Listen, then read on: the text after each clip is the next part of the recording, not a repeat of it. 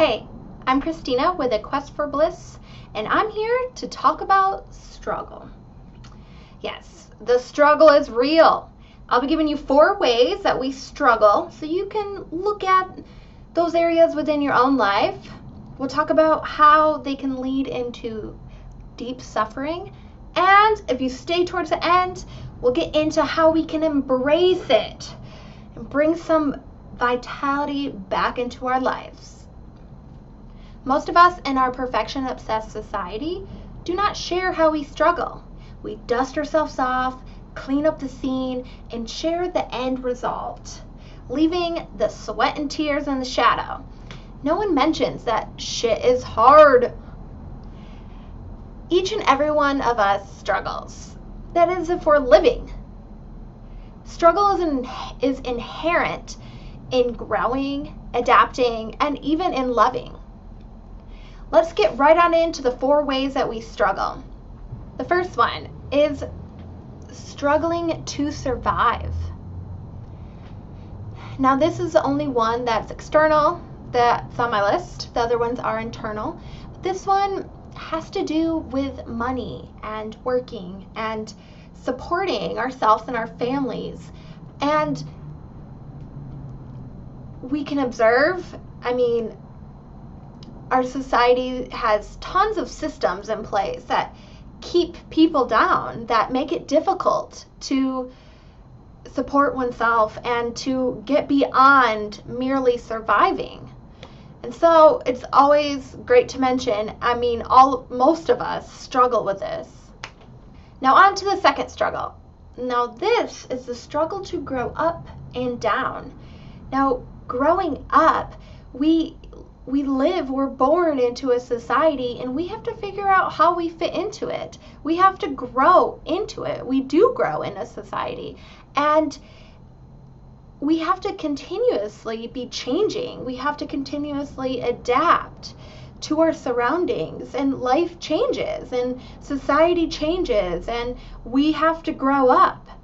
Now, growing down is more along the lines of growing into your character, growing into things like being humble and kind and caring. And we'll get more into this one one of the other struggles. So the third struggle is the struggle to heal. And you could probably guess that a lot of people are going to struggle in this way. Many people have dysfunctional families. Now these may look different depending on environment and circumstance and area of the world, but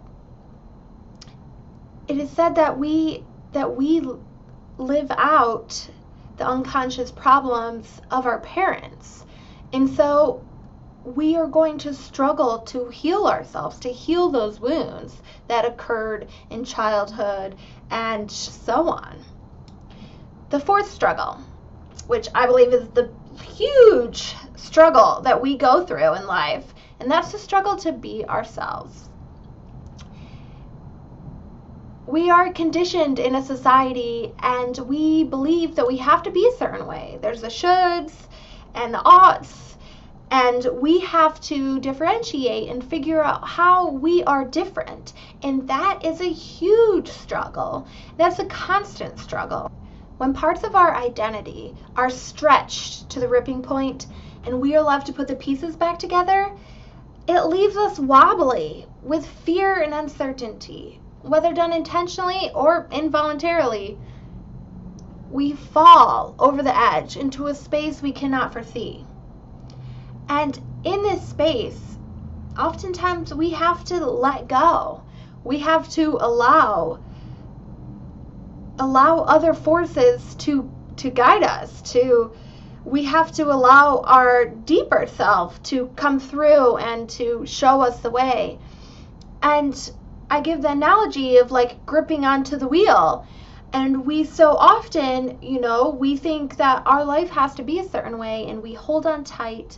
And this can cause even more stress and even more struggle. And so with this last one, struggle to be ourselves, it inevitably is wrapped up with the struggle of dealing with a higher power. Okay, so let's get into suffering. It's a big word and it feels very heavy, and no one wants to talk about it. So we're going to talk about it here. It seems that struggle is like a precursor, or is like a stepping stone, or is a facet that's right before suffering. And if we can't struggle, we inevitably are going to suffer. And suffering seems to be a chronic or constant state of struggle that really calls for deepening the pain experience, calls for us to really look at and feel it and understand ourselves better. Okay, so let's discuss embracing the struggle. To live a healthy life, we must embrace it. And it is your friend, even if it is disguised as a villain, devastation, a monster, whatever, however it is disguised. It really is there to teach you something, and it's there to assist you on your journey, to assist you in growth.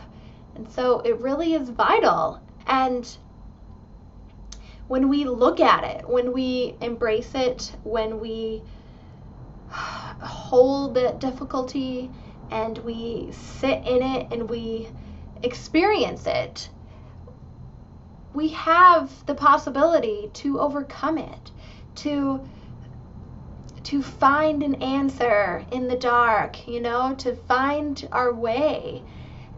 And so when this happens, when we experience it and we learn from it, we get some energy back.